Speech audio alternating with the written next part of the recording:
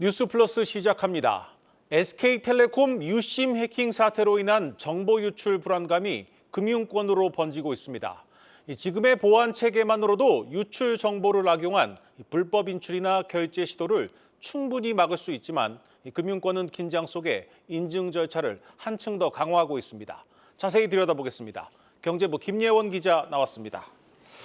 김 기자, 오늘도 유심을 교체하려는 사람들이 긴 줄을 섰는데 이 유심 대란에 아예 SK텔레콤을 떠나는 사람들이 크게 늘고 있군요. 네, 맞습니다. 어제부터 오늘 오후 3시까지 유심을 무료로 교체한 SKT 가입자는 31만 6천여 명인데요. 이는 전체 가입자의 1.4% 수준입니다. 네. 아직까지 대부분의 가입자들이 유심을 교체하지 못한 거고요. 이 때문에 아예 통신사를 바꾸는 사람들도 크게 늘었습니다. 어제까지 가입자 3만 4천여 명 넘게 이 다른 통신사로 이동한 것으로 나타났습니다. 결국 이제 보이스피싱이나 스미싱 같은 2차 피해에 대한 걱정 때문일 텐데, 우리가 가장 궁금한 건 이 스마트폰으로 하는 금융거래가 과연 안전한가 이겁니다. 어떻습니까? 네, 이번 유심 해킹 사태에서 가장 불안한 점이 바로 금융사고인데요. 이 해킹당한 유심 정보로 명의를 도용해 내 계좌에서 돈을 빼가지 않을까 하는 걱정입니다. 네. 일단 은행권은 당장 유출된 유심 정보를 활용해 실제 금융거래를 하기는 어려울 것으로 보고 있습니다. 이 새 단말기에서 통신사 인증을 하더라도 추가로 복수의 보안 인증을 거치게 돼 있기 때문인데요. 대부분 금융사들이 휴대전화 인증 외에도 계좌 비밀번호 확인, 신분증 촬영 등 자체적인 추가 인증 절차가 있습니다. 해킹으로 얻은 유심 정보만으로 이 새 계좌를 열거나 대출을 내는 등과 같은 금융거래는 사실상 불가능하다는 겁니다. 또 이 카카오뱅크나 토스뱅크 등 인터넷 은행들은 이미 1인 1기기만 이 모바일 뱅킹 앱 사용이 가능하다고 밝혔는데요. 기기 변경 시에는 비밀번호 인증이나 신분증 확인, 안면 인증 등을 필수로 진행해야 하는 만큼 유심 복제로 기기를 개설하더라도 해당 기기에서의 금융거래는 사실상 불가능하다고 설명하고 있습니다. 네, 일단 지금의 보안 체계만으로도 충분하다는 게 이 금융권 얘기인데, 그래도 가입자들 불안감은 좀 가라앉지 않고 있습니다. 네, 그래서 이 금융권도 더 철저히 부정 거래를 막기 위해 보안 대응 수위를 좀 높이고 있는데요. 네. 우선 이 대부분 은행들이 얼굴 인증 절차를 추가했습니다. 타 기기에서 인증서를 다시 발급하거나 비대면 계좌를 개설할 때 얼굴 인증까지 받도록 해 추가 피해를 막겠다는 겁니다. 이 얼굴 인증은 신분증 사진과 고객이 추가 인증한 얼굴을 대조하는 방식입니다. 해킹 조직이 복제한 유심 정보로 다른 기기에서 금융앱 접속을 시도하더라도 인증 절차에서 막히게 할 수 있는 거고요. 이 밖에 NH농협생명, KB캐피탈 등 이 복수 인증 절차가 없는 일부 보험사나 캐피탈 등은 SKT의 휴대전화 본인 인증 서비스를 아예 중단하기도 했습니다.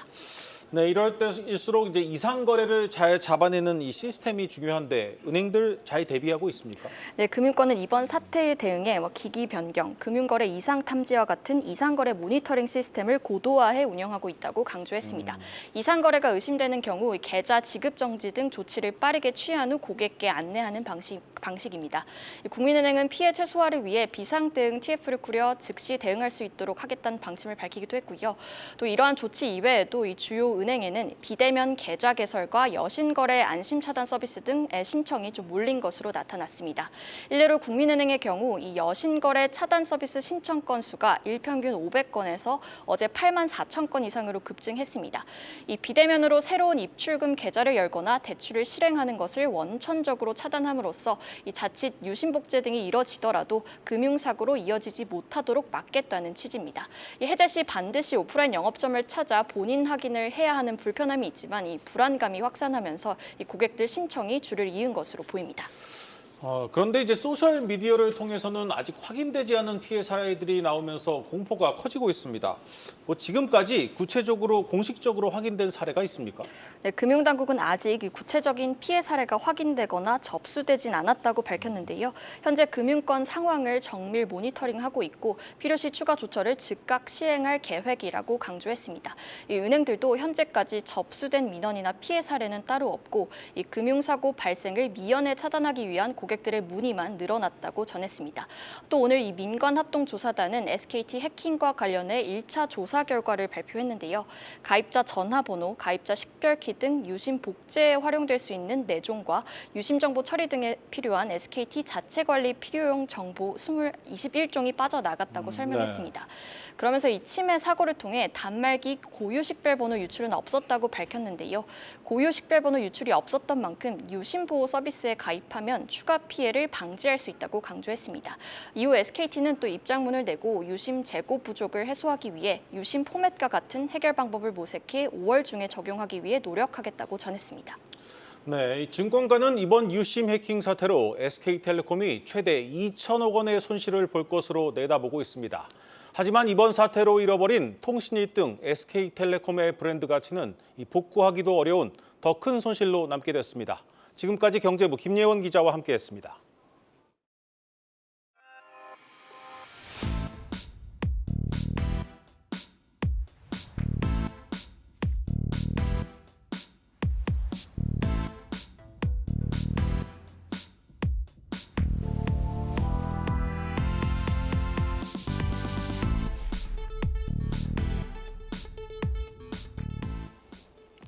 이 도널드 트럼프 미국 대통령의 장남 트럼프 주니어가 잠시 전 우리나라에 도착한 것으로 보입니다. 이 마쿠 실세로 알려진 트럼프의 장남은 1박 2일 일정으로 방한했는데 국내 주요 대기업 총수들과 잇따라 만날 것으로 보입니다. 공항에 나가 있는 취재 기자 연결합니다. 이지호 기자, 트럼프 주니어 도착했습니까? 네, 저는 지금 서울 강서구 서울 김포 비즈니스 항공센터에 나와 있습니다. 트럼프 주니어는 잠시 후 이곳을 통해 방한할 것으로 알려졌습니다. 트럼프 주니어가 한국을 찾은 것은 지난해 8월 이후 8개월 만입니다. 올해 1월 트럼프 대통령 취임 이후로는 첫 방문입니다. 이번 방한은 친분이 두터운 것으로 알려진 정용진 신세계그룹 회장의 초청으로 성사됐습니다. 트럼프 행정부와 소통할 수 있도록 가교 역할을 해달라는 재계 요청 때문인 것으로 전해집니다. 정용진 회장은 방한 일정에 계속 동행할 것으로 보입니다. 다만 신세계 측은 회동 일정에 대해서 비공개 입장을 취하고 있습니다. 트럼프 주니어는 내일 서울 모처에서 주요 대기업 총수와 릴레이 개별 면담을 가질 예정입니다. 4대 그룹 중에서는 이재용 삼성전자 회장을 비롯해 최태원 SK그룹 회장, 구광모 LG그룹 회장 등이 거론됩니다. 정의선 현대차그룹 회장은 해외 체류 일정으로 참석이 어려운 것으로 파악됩니다. 신동빈 롯데그룹 회장도 한국경제인협회 경제사절단과 인도네시아를 방문 중인 만큼 신유열 롯데지주 미래성장실장이 대신할 가능성이 있습니다. 재계 순위는 낮지만 미국과 인공지능 협업을 추진 중인 이해진 네이버 의장도 면담 대상에 이름을 올렸습니다. 트럼프 주니어는 트럼프 2기 행정부의 마쿠 실세로 꼽힙니다. 미국 관세 여파로 재계의 긴장감이 높아지고 있는 만큼 방한 이후 국내 기업 행보에 어떤 변화가 나타날지 주목됩니다. 지금까지 서울 김포 비즈니스 항공센터에서 한국경제TV 이주호입니다.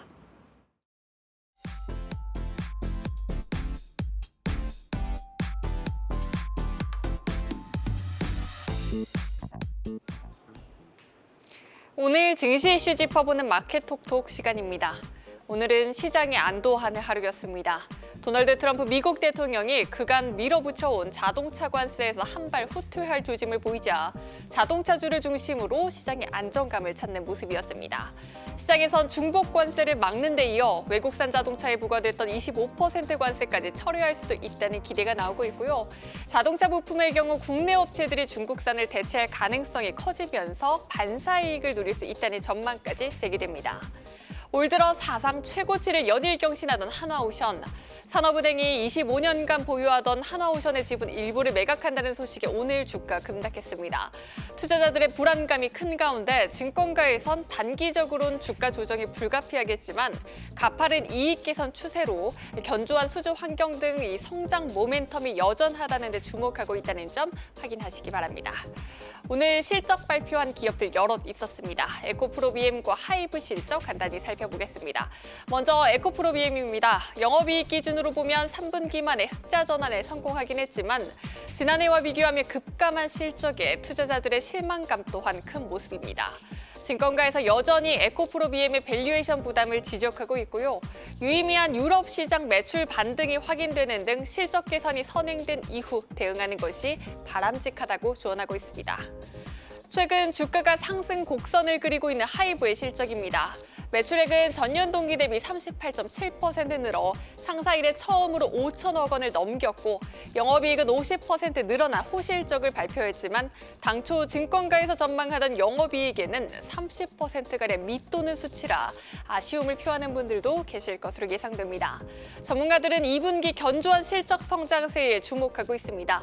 올해 BTS 멤버들의 솔로 활동이 공백 없이 이어질 예정이고 미국에서 꾸준히 팬덤 성장을 증명하고 있는 세븐틴 등의 성장세가 가파르다는 점 또한 고무적이란 평가입니다.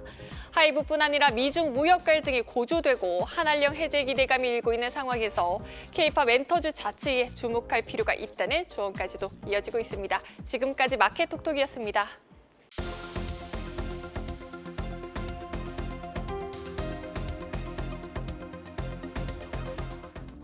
글로벌 투자금이 관세 전쟁 불확실성에 안전자산을 피신처로 삼았지만 달러는 찬밥입니다. 스위스 프랑이나 일본 엔화, 금값은 뛰는데 달러 가치는 떨어지고 있죠. 역사상 시장의 변동성 지수가 올라가면서 불확실성이 커지면 달러와는 덩달아 강해졌습니다. 예외였던 경우는 2003년 이라크 전쟁, 2011년의 미국 신용등급 강등, 그리고 지금입니다. 달러가 외면받는 가장 큰 이유는 트럼프가 일으킨 관세 전쟁이 미국 경기 둔화로 이어질 거란 걱정 때문입니다. 미국 주식과 채권 가격이 요동치면서 미국 자산에 대한 신뢰도가 깨진 탓도 있습니다. 이 영향에 최근 원달러 환율 역시 하락세죠. 다만 달러 가치가 떨어진 것에 비하면 그리 크지 않은데 혼잡한 국내 정치 상황이 원인입니다. 뒤늦게나마 탄핵 결정이 나온 뒤 원화 역시 달러 약세를 반영하기 시작했습니다.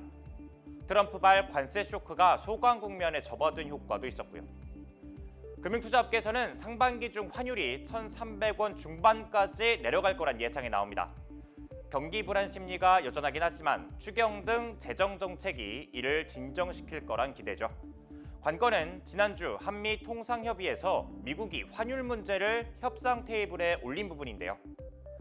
미국이 원화 가치에 대해 어떤 의견을 내놓을지 경계해야 한다는 조언입니다.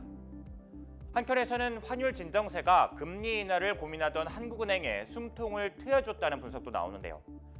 외환시장의 부담이 줄어든 만큼 다음 달 금통위가 경기 부양에 초점을 맞춘 결정을 할 가능성이 커지고 있습니다. 최종 브리핑이었습니다. 중국 화웨이가 이르면 다음 달 엔비디아의 고성능 인공지능 반도체를 대체할 차기작 출시를 예고하면서 다시 한번 딥시크의 충격이 떠오르고 있습니다. 미국의 노골적인 견제에도 반도체 굴기를 이어가고 있는 중국의 모습에 중국 기술주를 보는 전 세계의 시선도 달라지고 있습니다. 우리 투자자들도 마찬가지입니다. 증권부 조현 기자 나왔습니다. 조 기자, 이런 소식 참 오랜만인 것 같은데 중국 기술주에 집중 투자하는 상품들이 연이어 나올 예정이라고요? 그렇습니다. 사실 상당 기간 중국 ETF는 투자자들의 외면을 받으면서 상장 폐지의 위기가 컸지 상장은 꿈도 못 꾸는 상황이었는데요. 지난해 1월을 끝으로 신규 상장이 없었습니다. 그런데 올 초 딥시크 쇼크를 기점으로 중국 AI 기술 투자에 대한 수요가 늘어나면서 분위기가 바뀌었습니다. 오는 5월과 6월 사이 운용업계에서 출시 예정인 중국 투자 ETF는 최소 5개 이상입니다. 먼저 다음 달 13일에 3개의 상품이 동시 상장될 예정인데요. 미래에셋 자산운용이 타이거 차이나 테크 탑10을, 하나자산운용이 플러스 차이나 AI 테크 탑10 ETF를 상장할 예정이고 또 타임폴리오 자산운용이 차이나 AI 테크 액티브 상품을 준비하고 있습니다. 그래서 미래운용은 이미 미국 테크 탑10 ETF를 통해서 테크 투자 수요층이 얼마나 큰지 확인한 바 있습니다. 이 상품이 순자산이 한 3조 원, 시총으로는 한 12에 달하는데요. 네. 이제 중국판 M7으로 불리는 트래픽 10, 그러니까 중국 대표 기술주 10종목에 투자하는 테마형 ETF를 내놓게 되는 것입니다. 보시는 것처럼 비아디와 샤오미, 알리바바, 텐센트, SMIC 등이 주요 종목이고요. 여기에 다음 달 말 또는 6월경에 중국 휴머노이드 로봇 관련 투자 상품도 2개가 출시가 예정되고 있습니다. 그러니까 이제 중국에 초점을 맞춘 인공지능 테마, 로봇 테마형 ETF가 나온다는 얘긴데 네. 지금까지는 중국 기술주에 집중 투자하는 상품들이 없었습니까? 아닙니다. 국내에서 이제 중국 증시에 투자하는 ETF는 대부분 시장 대표 지수를 추종을 하고 있습니다. 네. 그래서 중국 기술주에 투자하고 싶은 투자자들은 대체적으로 중국 항생 테크 지수 ETF를 사는 추세였는데요. 네. 항생 테크 지수는 이제 홍콩 증시에 상장된 대형 기술주 30개를 담은 상품입니다. 보시는 것처럼 4개 상품이 상장되어 있는데 순자산을 다 합치면 한 1조 원 수준이 되고요. 연초 이후 수익률이 한 8에서 11% 정도로 미국 빅테크 ETF들이 마이너스 15에서 마이너스 20%까지, 그러니까 마이너스 수익률에 머무는 것에 비교하면 좀 크게 선방한 모습이죠. 네. 자금 흐름은 특히 2월 중순을 기점으로 타이거 차이나 항생테크로 순이익이 눈에 띄는 모습이고요. 이번 신상품들이 줄지어 나오는 것은 중국 기술주 중에서도 AI 관련 투자, 그리고 휴머노이드 로봇 관련 투자로 더 세분화된 수요층이 생기면서입니다. 그러니까 기존에 있던 중국 테마형 ETF의 이름을 바꾸는 사례도 나왔는데요. 바로 삼성 자산운용의 코덱스 차이나 AI 테크 액티브입니다. 이 상품은 사실 지난 2022년에 상장한 차이나 메타버스 액티브 ETF 이름에서 이 메타버스만 빼고 AI 테크로 바꾼 상품입니다. 네. 포트폴리오를 보시면 10개 상품 중에 6개 종목이 바뀌었는데 왼쪽이 편출된 종목들, 그리고 오른쪽이 새로 편입된 종목들입니다. 이 변화를 꾀하면서 순자산이 약 한 달 만에 100억 원이 늘었습니다. 다만 테마형 상품은 앞서 중국 메타버스 그리고 중국 전기차 등 이렇게 유행이 편승했다가 사이클에 따라 급등락을 보이기도 하고 또 시장 관심이 쉽게 시들어버릴 수 있다, 이런 우려가 업계에서 제기되고 있습니다. 네, 중국 기술주에 투자할 수 있는 다양한 상품이 나오는 건 좋은데 이 포장만 다르고 속이 비슷한 상품들 우후죽순 나오지 않을까 이런 걱정도 듭니다. 조 기자, 어쨌든 가장 중요한 건 이제 성장성인데 네. 중국 테크 기업들에 대한 전망은 어떻습니까? 월가에서는 트럼프의 대중국 수출 통제 정책이 오히려 중국 기업들의 AI 관련 기술 개발을 가속화시킬 것이다, 이렇게 전망을 내놓고 있는데요. 최근 이 월가의 유명 반도체 애널리스트죠, 스테이시 레스거는 미국이 중국 AI 시장을 사실상 화해에 넘겼다, 엔비디아는 이제 중국 시장에서 경쟁할 수 없다, 이렇게 직언을 했습니다. 네. 그러니까 화웨이의 이 최신 AI 칩이 다음 달부터 대량 공급을 시작하면서 중국 AI 칩 시장을 90% 장악했던 엔비디아의 실적 축소에 대한 우려가 표출된 것입니다. 그리고 시티그룹 역시 미국의 H22 칩 수출 규제로 인해서 중국 클라우드 서비스 업체들이 2025년 AI 가속기 수요를 화웨이와 캠브리콘 AI 칩으로 전환할 가능성이 높다, 이런 내용을 담은 보고서를 냈는데요. 시티그룹뿐만이 아니라 모건스탠리, UBS 등 상당수의 월가 IB들이 미국의 이 엄격한 수출 규제가 중국 본토 AI 생태계에서 저전력 컴퓨팅의 국산화를 더 확대화시키는 계기가 될 것이라 이렇게 예상하고 있습니다. 네, 잘 들었습니다. 증권부 조현 기자였습니다.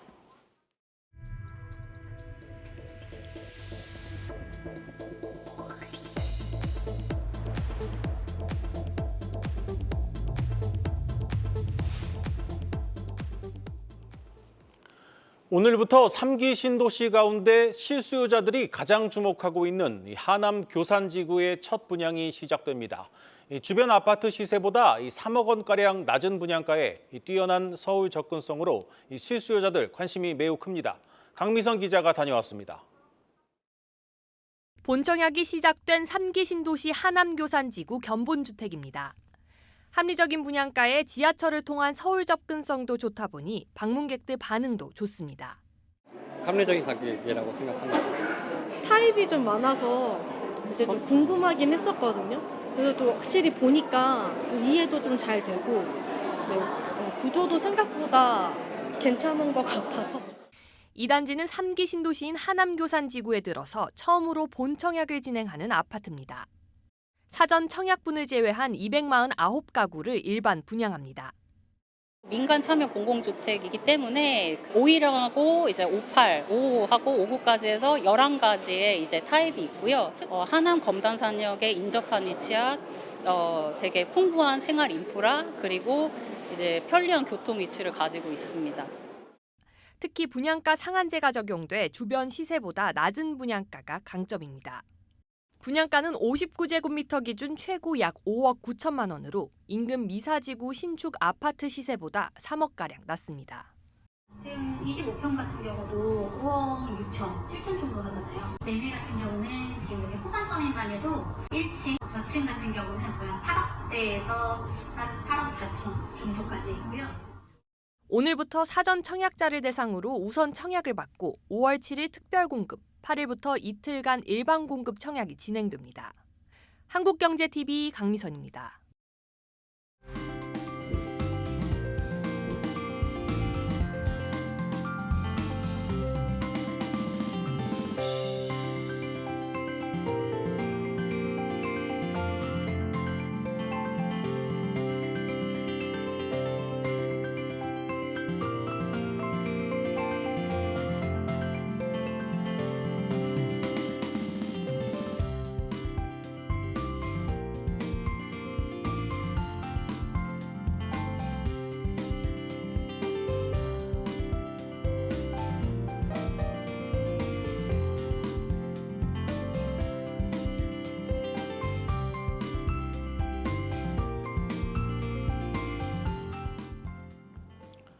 오늘 준비한 뉴스 플러스는 여기까지입니다. 함께해 주신 여러분 고맙습니다.